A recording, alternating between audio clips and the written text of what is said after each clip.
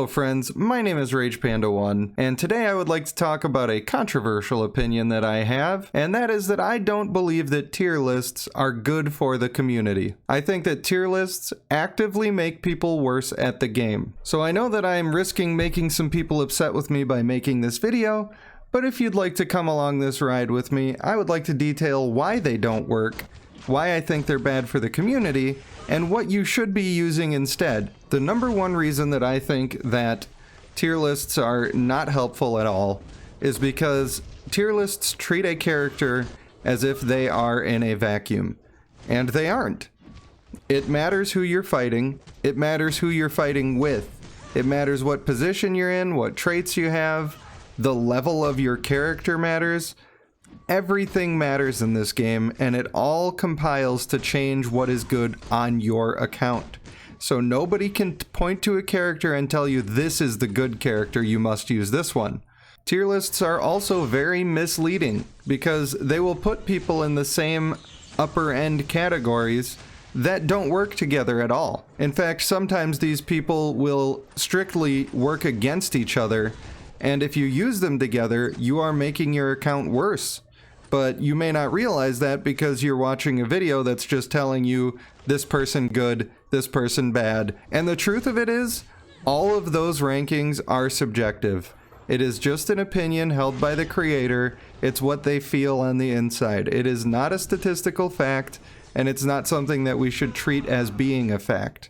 And one of the reasons why I think it's so bad for the community is because I have seen some of these tier lists in doing my research, and then I have been on the Facebook groups, the Discord pages, and if somebody suggests using a character that was not listed highly on that tier list, they get flamed, absolutely destroyed in the comments, with people telling them they don't know what they're doing and you shouldn't possibly use that, as well as seeing people who are new players coming to the forums trying to discuss and learn, getting the same treatment when they show the team that they're currently using and having people tell them, hey, that's bad, you're doing it wrong, you are playing wrong. You know, maybe they are sometimes, maybe they're not using their best team, but they're coming for help.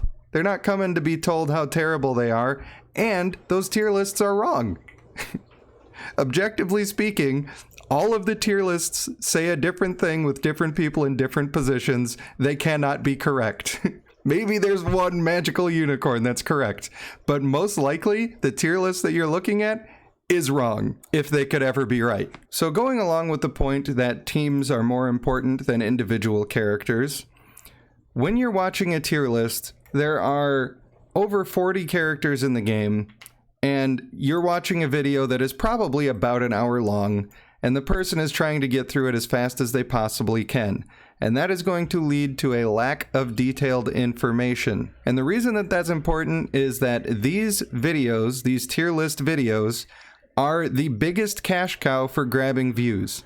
If all I cared about was getting views and tricking people into hitting that subscribe button, I would be making a tier list video right now. I would not be telling you that tier lists are bad. I'm not saying that the other people don't care about their audience or that the only reason they're making it is trying to get views. I'm just saying that making them does get views. So I hope that that's clear. And I have nothing against anybody that does make them. They're just doing their best, man. And so am I. And I just happen to be of the opinion that making a tier list would not be me at my best. So these videos are the most viewed videos on essentially anybody's channel that makes them, and so the lack of detail that they are able to provide in these tier lists is detrimental, because what that says is that people are watching the tier list and they're not watching further to gain more information. And because there's a lack of detailed information, you just simply can't take everything into account. It's impossible to make a tier list that tells somebody that your character shifts on this tier list based on who they're standing next to or who they're standing across the battlefield from. There's not enough time in the world to be able to describe every single situation that you could run up into, which renders the tier list useless. Another way that tier lists can be detrimental to individual players is that some players will see a character lower on a tier list, see D tier, sometimes even B tier. Some people won't even play with a character that they saw in B tier, and they will have a great mythic copy of this character. It may have rolled with perfect stats from the beginning. They never even had to marry it. And they sit on it and they don't level it up and they don't ascend it and they don't use it. And instead, they end up using a series of blue characters that they saw at the top of the tier list.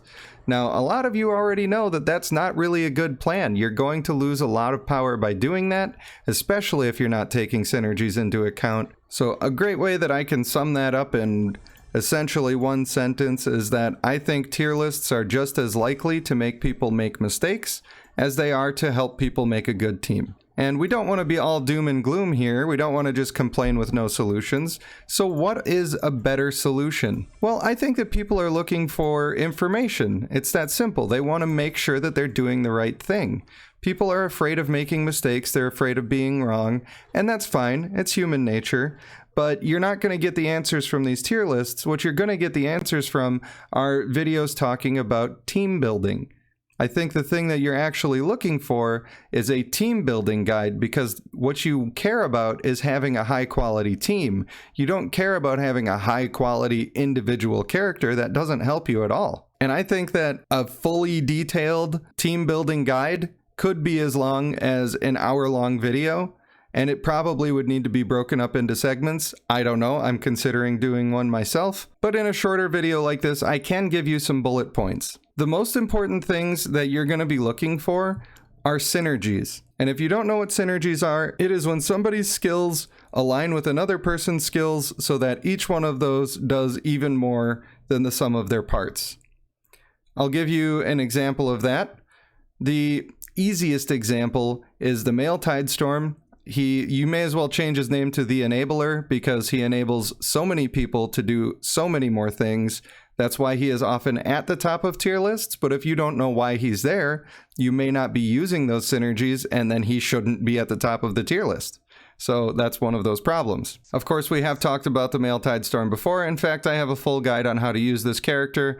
The main point here is that he pulls people from the backline towards the middle. And we need to think about what that means when we're looking for our team building. We need to read the skills of our characters that we have a lot of copies of, because that makes it easier to ascend, that we have at high rarity, because that's going to increase their power overall and increase their traits, especially before we have a mythic companion to increase those on our own. And after we've identified which characters we've been blessed with, we should read their skills and we should make sure we fully understand what we're reading.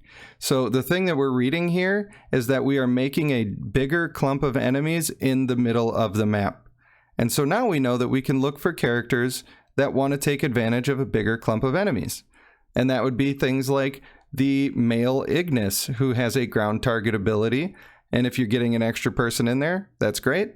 Male Lycanus, you can get an extra person into the fear. That can also be great. And there's many more. You will have to read to see what all of your guys do to see what could be good. Other examples of this that I don't see people talk about quite as much. Our male Sallyhorn pushes somebody towards the back instantly when the battle starts.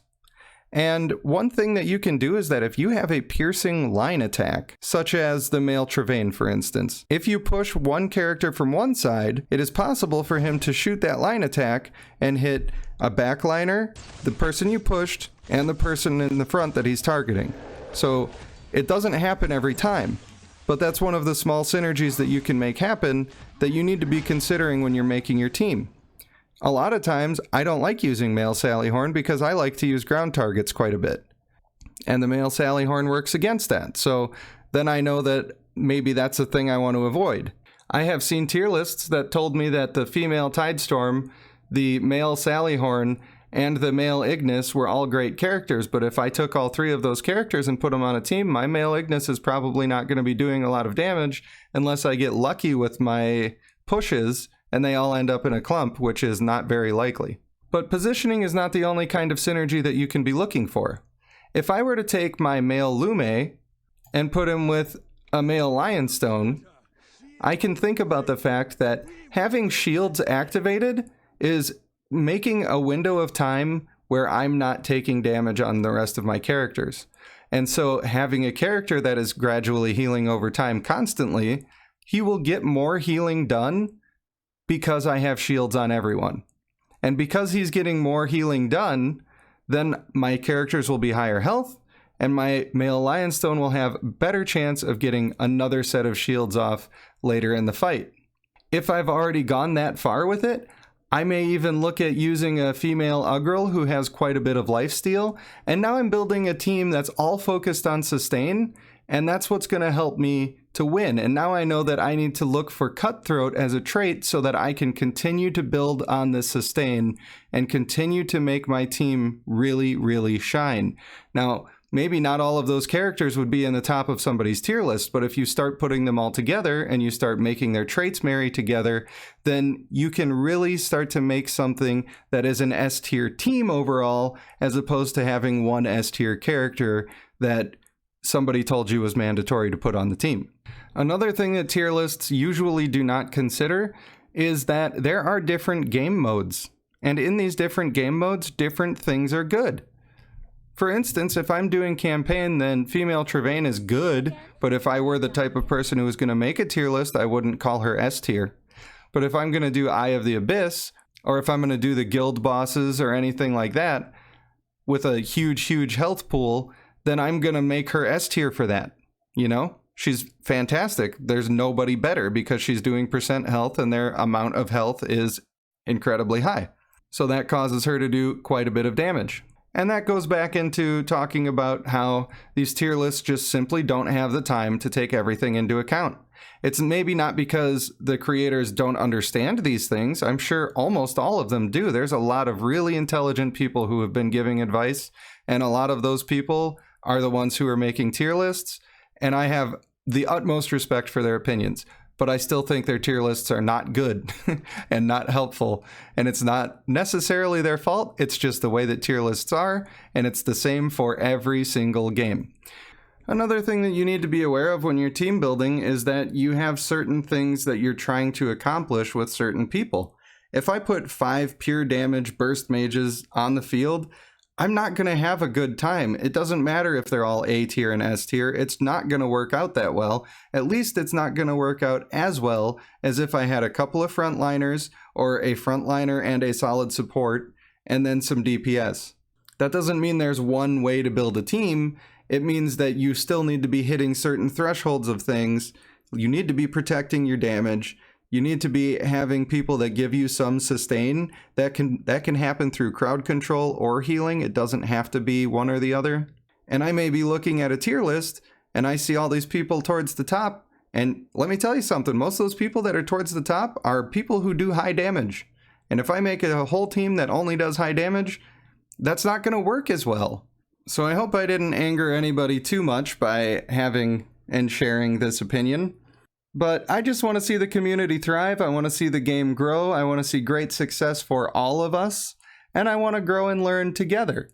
I don't want to create an environment where we assume that one thing is correct and everything else is just out the window. I think that's unhealthy, and it keeps us from exploring the game and finding what could really be the very best things. And let's face it, another downside of tier lists is that it makes people feel bad when they don't have the things that are higher on the tier list.